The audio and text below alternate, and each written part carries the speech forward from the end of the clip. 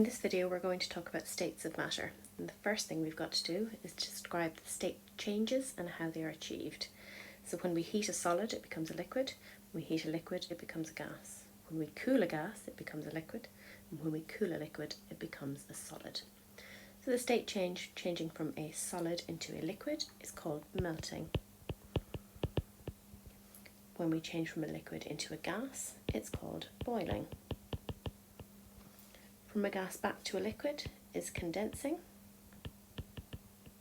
and from a liquid back to a solid is freezing.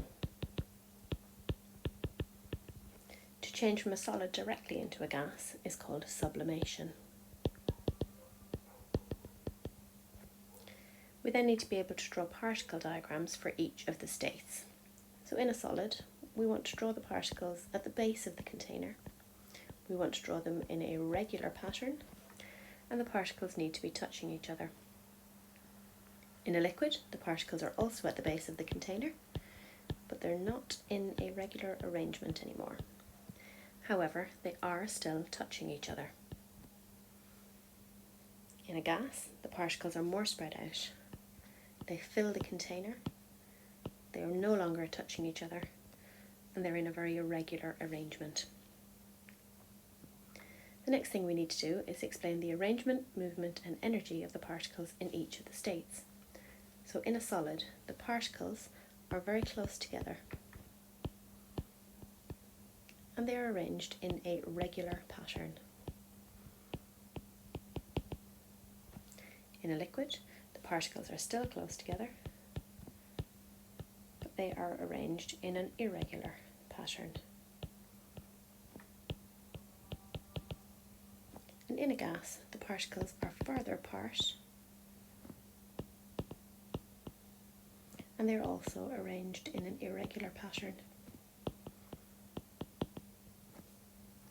In a solid, the particles don't move around, but they do vibrate in fixed positions.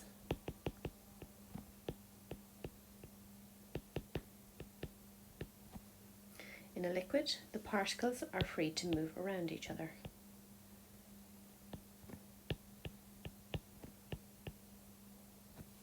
And in a gas, the particles move around more quickly and randomly.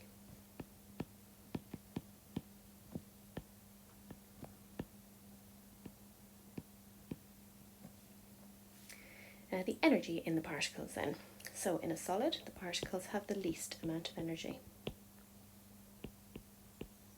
In a liquid, the particles have more energy than a solid, but they have less energy than a gas. And in a gas, the particles have the most energy.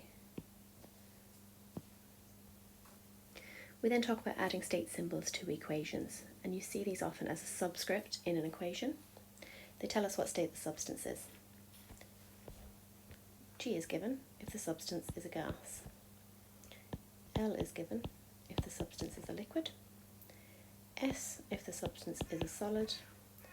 And AQ if the substance is aqueous. This means it's dissolved in water. We often see this for salts in equations. The last thing we need to be able to do is to decide what state a substance will be at a particular temperature, if you're given its melting and boiling point. So the first thing we do is draw a temperature line. The second thing we do is add the melting point and boiling point. And the last thing we do is mark on our temperature line where the temperature given in the question would sit. So for example, what state would mercury be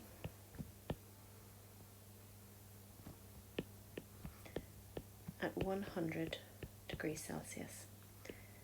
And the melting point for mercury is minus 38 degrees C, and the boiling point for mercury is 357 degrees C.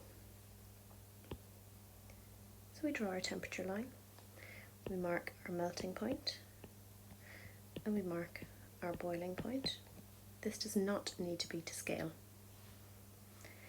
Anything in the temperature range below here is going to be a solid. if we find our temperature range in the middle, it's going to be a liquid. And if we find it in the temperature range up the top, it's going to be a gas. The question asked us about 100 degrees Celsius. I would imagine that would sit somewhere around here on our temperature line. So in answer to the question, what state would mercury be at 100 degrees Celsius? It would be a liquid.